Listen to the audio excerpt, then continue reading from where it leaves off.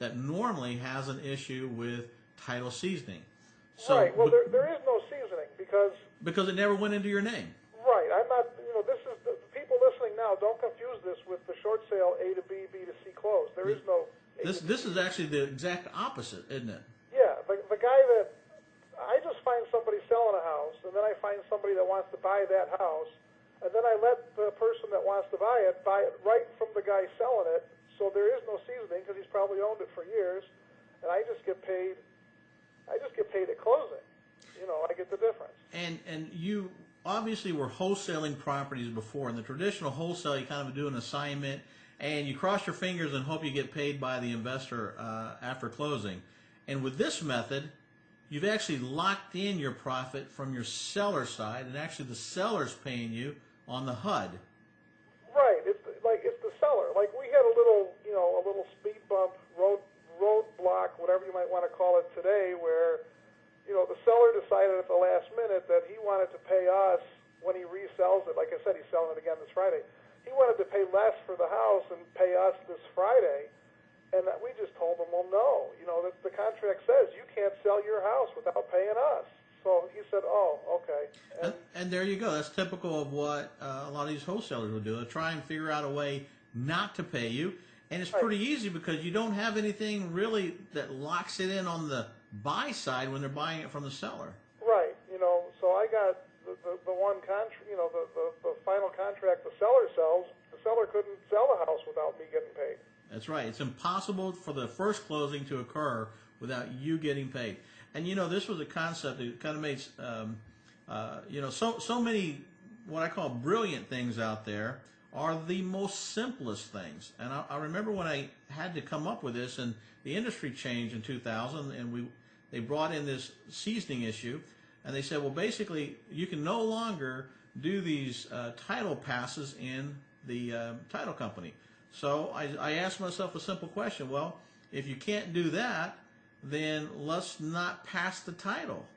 And that was the cure to it. Now, as simple as that may have sounded, most people couldn't figure out the rest of it and the proper paperwork and how to line up the deal where it went smoothly with everybody.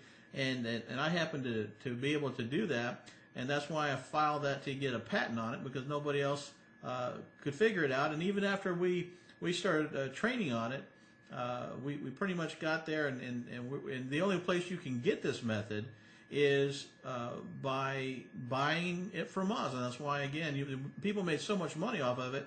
Generally, I sold that method for anywhere from $3,000 to $6,000 as the norm, just for the video. If you came into a live workshop to learn it, it was anywhere from $6,000 to $20,000.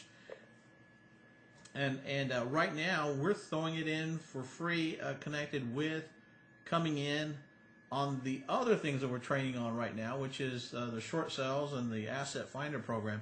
So I wanted just to bring you on. Thank you so much for coming on the phone with us and explaining out exactly how you did it and what you did.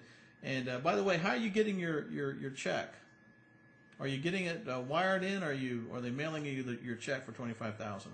The title company is going to mail it to us. I mean, wiring is cool, but I like to look at the check. I just like to hold it and look at it. So they're mailing it to me. Yeah, I like to tell all the people every time they come into a seminar or come into our training, try to get your check so you can make a copy of it, and you will literally be shocked how many of these checks you can pick up over time. And you don't. Then you start trying to remember the deals, and how they're tied into it. But the first couple I used to go, I'd go to the closing, but now I don't go anymore. Yeah. Why even show up? Yeah, right. Just send me my check. It just works. Well, we use it now for wholesales and pretty houses, and of course the program still gives us short. We still do short sales through the program and use the REO program and the private money from the program and make money from referring people to the program. But I still think I call it a retail flip, but the inverse purchase it's still like one of my favorite ways to do a deal. So. Well, thanks, Nick. It's still one of my favorite ways because it's so easy to do. There's not much you have to really do to put a deal together. Thanks a lot, Nick, again for joining us and sharing that. I really never have a chance to really explain all of the different courses that we have, because we have Again, we have this course, and we have just so much momentum right now on the short sale side of it, because that's where the market is. But there's plenty of places to make money out there in this real estate market, and we're going to give you, and I kind of want to say, I'm trying to pride myself on being able to give you all of the relevant ways of flipping property in today's market. And that means several different kinds of flips, including lease option flips as well. And you have full access to all these different courses in the back office on top of what we're going over with you today here on. Well, I just wanted to finish up the call real quick with a couple of things here. One, I wanted to make mention again, because I kind of told everybody I was going to do this last night. I'll switch over the screen here. I wanted to mention our Asset Finder program tonight, and this is one of our big programs right now that is drawing in a lot of people. People love this program, and we have tapes of bulk REOs coming in from all over the country. And let me explain to you how you can make money with this program as well. Now, this is a program that you can literally operate from your phone and your computer desktop. What you're simply doing is you are going to find local banks and lenders. This can even be hard money lenders. Anybody basically that made or holding loans are sitting with some bad assets. These are called non-performing assets, and they make up their REO list of REOs that they have. And an REO is a foreclosed property. In other words, the bank took this property back, or the lender took back the property in a foreclosure sale, and now they're sitting on assets that are not giving them any income, and they're looking to get rid of them. Now, most banks will put these up for sale, and obviously some of us are going after these on REO type transactions on a one at a time basis. But with this Asset Finder program, you could go out after their whole tape. And a tape is a list of properties. It's their full list of properties that they have available for sale.